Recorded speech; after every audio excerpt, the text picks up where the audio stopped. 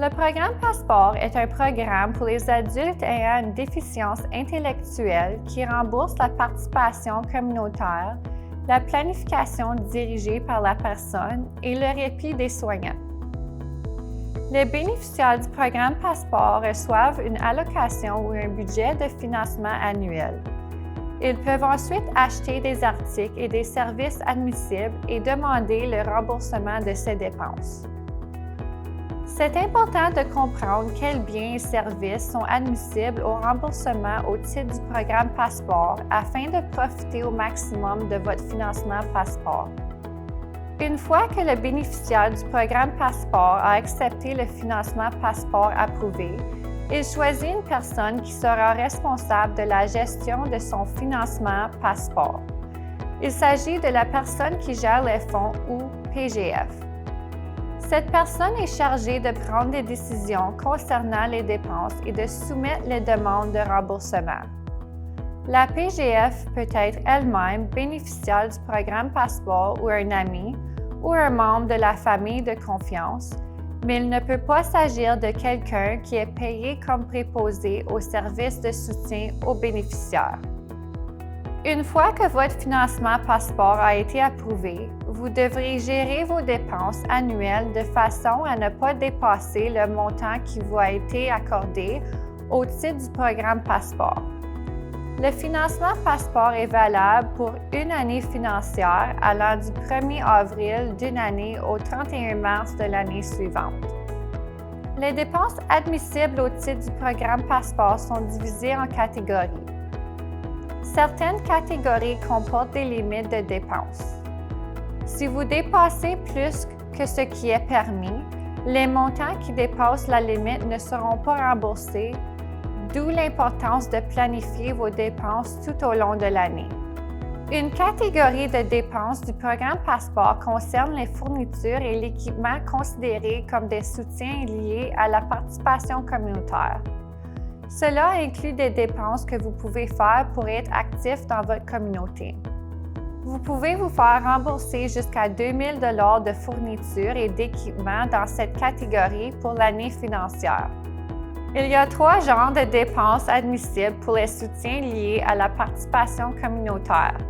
Fournitures et équipements pour soutenir des activités sociales, organisées et générales comme les sports, les loisirs, les activités récréatives, le conditionnement physique, les arts et l'artisanat, ainsi que l'apprentissage et l'acquisition de compétences.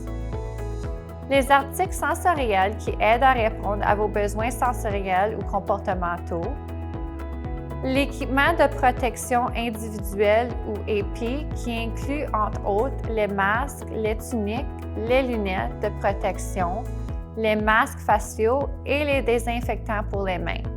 La limite maximale de remboursement annuel de 2 000 $ correspond au remboursement total combiné des dépenses admissibles pour les fournitures et l'équipement considérés comme des soutiens à la participation communautaire.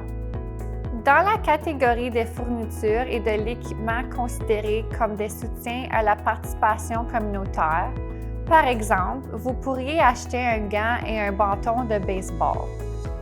Et vous pourriez peut-être acheter aussi un épi tel que des masques et du désinfectant pour les mains.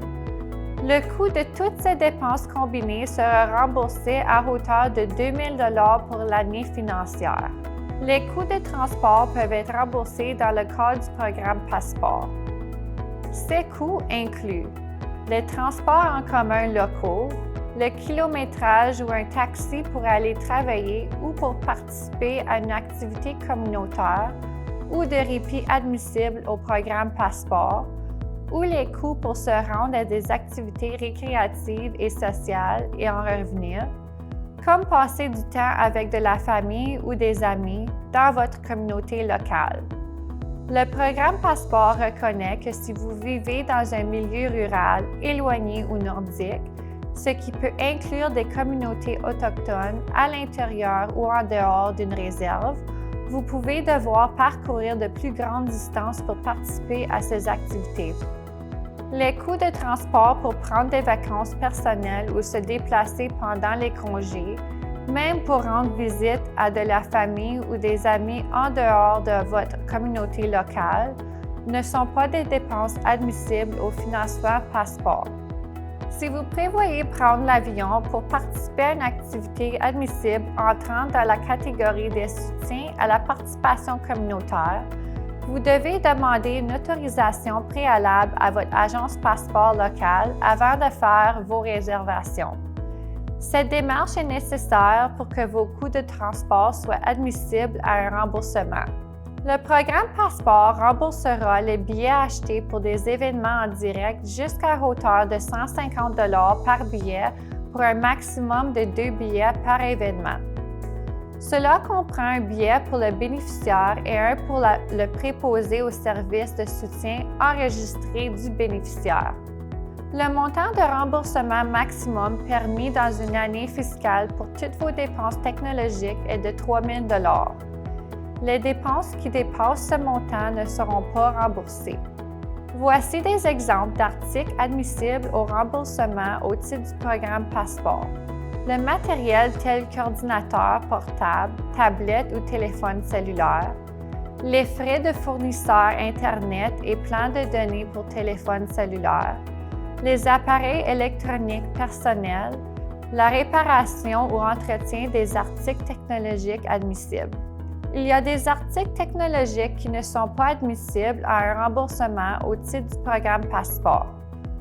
Consultez les lignes directrices du programme Passeport pour en savoir davantage sur l'admissibilité des articles technologiques. Si vous vous trouvez dans une situation exceptionnelle où vous avez besoin d'un soutien ponctuel et pensez avoir acheté quelque chose qui n'est pas admissible aux dépenses dans le cadre du programme Passeport, vous pouvez soumettre une demande d'autorisation préalable avant d'acheter les soutiens.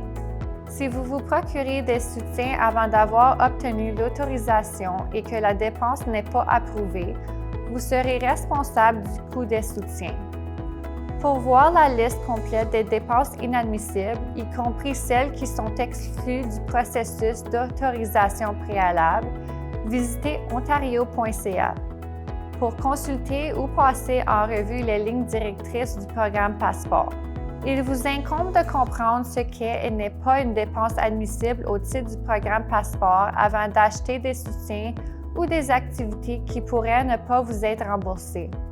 Si vous avez des doutes en ce qui concerne l'admissibilité d'une dépense, reportez-vous aux lignes directrices du programme Passeport. Votre agence Passeport locale peut vous aider à trouver des services et des soutiens admissibles pouvant répondre à vos besoins et objectifs en matière de soutien et fournir des renseignements et des ressources supplémentaires pour la préparation d'un budget annuel. Pour en savoir davantage sur le programme Passeport, visitez financement-passeport.ca et cliquez sur l'onglet Ressources pour voir d'autres vidéos.